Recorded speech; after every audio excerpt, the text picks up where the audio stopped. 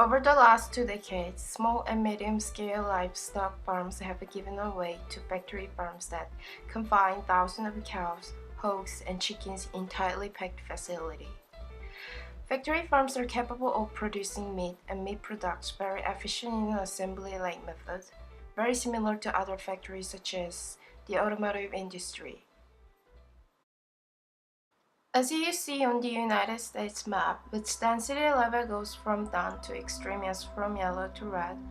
Factory farm can be observed almost everywhere in the country.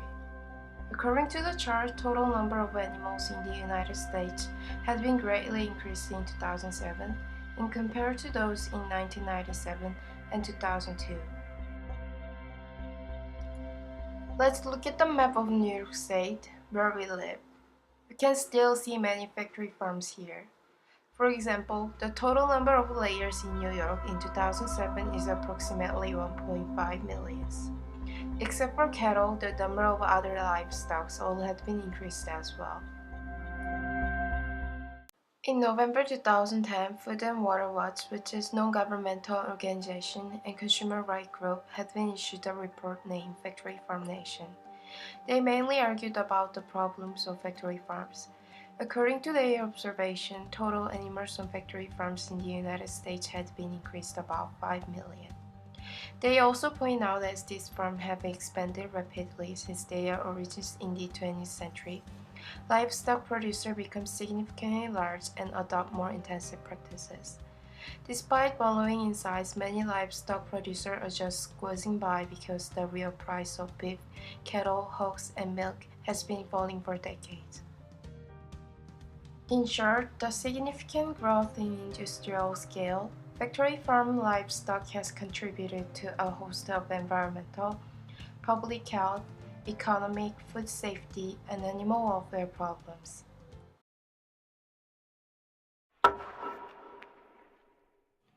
The rise of factory farming was no accident. It resulted from public policy choices driven by big agricultural businesses.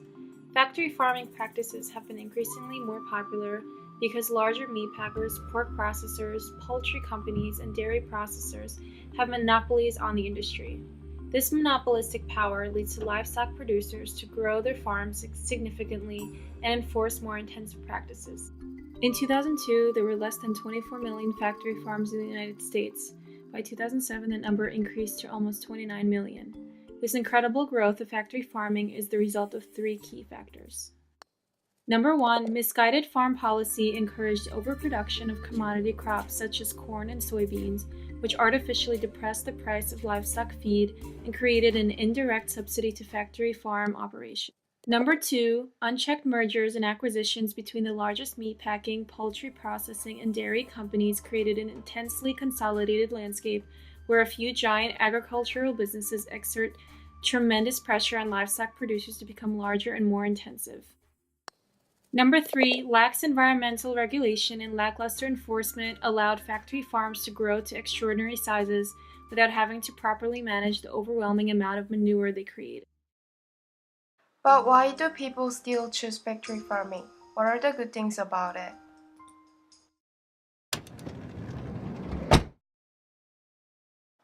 One, cheap food production. Farmers can produce food in a cheaper price.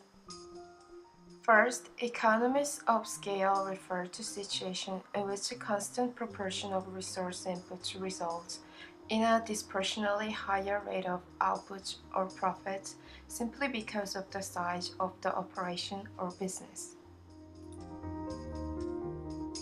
Due to the use of technology and economies of scale, they produce food at least cost than smaller farms.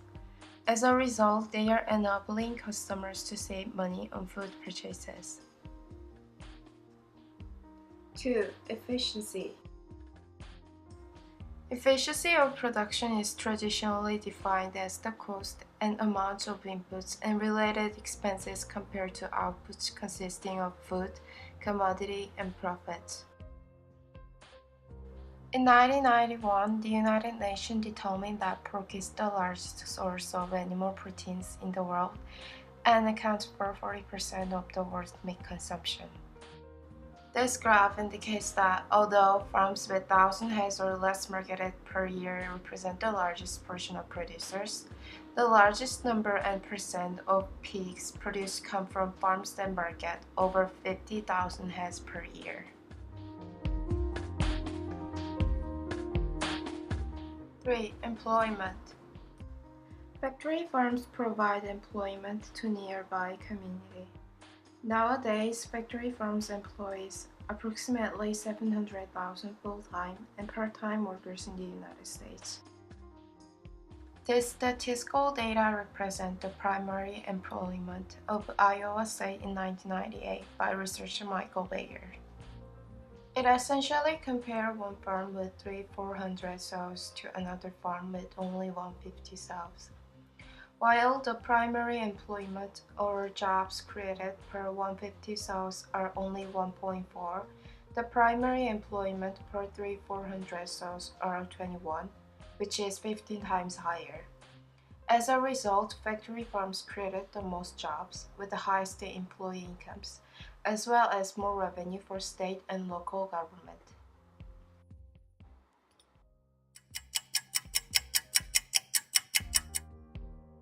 Far from the idyllic, spacious pastures that are shown in advertisements for meat, milk, and eggs, factory farms typically consist of large numbers of animals being raised in extreme confinement.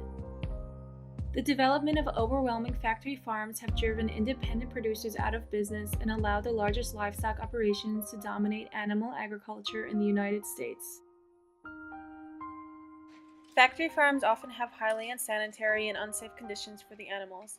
For example, this is a photo taken after Hurricane Floyd hit a factory farm in North Carolina in 1999. These confined conditions can also hurt the public health and the environment. Unlike small, diversified farms that raise animals as well as other crops and use manure to fertilize the soil without polluting the water, large factory farms produce too much waste in one consolidated area. This manure then must be applied to land in quantities that exceed the soil's ability to incorporate it. Large quantities of confined animals can generate millions of tons of manure annually, which pollutes the water and air and can have health repercussions on neighbors and nearby communities. This vast quantity of manure makes its way into local environment where they pollute the air and water. During digestion, ruminants like cattle, sheep, and goats emit methane, an infamous greenhouse gas and key contributor to global warming. The EPA has estimated that between 1990 and 2005, methane emissions from pig and cow operations rose 37% and 50% respectively, largely due to the greater amount of concentration of manure in lagoons and related storage systems. Moreover, the demand for livestock pasture is a major driver of deforestation. The Food and Agriculture Organization of the United Nations has estimated that 70% of land formerly supporting Amazon rainforests has been turned over to grazing. The animal agricultural industry has a huge impact on the water supply. Producing 1 pound of beef takes an estimated 1,581 gallons of water, which is roughly as much as the average American uses in 100 showers. If you want to help the environment, buy products that have environmentally friendly farming practices. Note to be cautious of greenwashing, where products can appear to be environmentally friendly, but still part of the farm factory system. Read labels carefully. Factory farming only exists because there is a market for their products. Factory farms depend on retailers for their business, and retailers decide what to sell based on what we buy. If we don't buy, then retailers won't stock it. And if retailers don't stock it, then there is no demand. And if there is no demand, then factory farmers are forced to change their practices. So by refusing to buy from their farms, you can send a strong message to how you want your animals to be treated.